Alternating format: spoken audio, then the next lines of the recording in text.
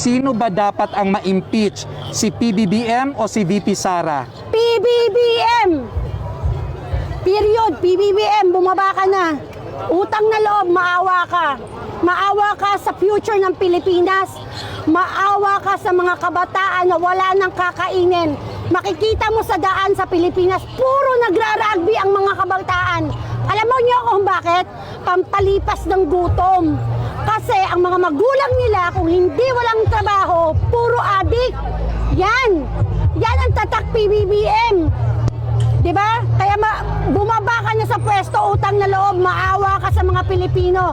Yung ginawa ni Apo Lakay, ang ginawa mo, tinripli mo yung ginawa ni Apo Lakay sa mga Pilipino.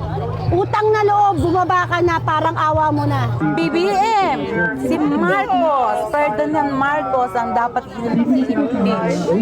Diba? Si BBM! Bakit?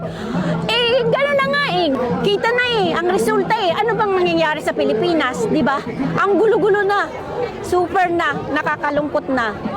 Kaya, malis ka na. Oo, dapat. Second kotay. Kailangan mag-resign ka na.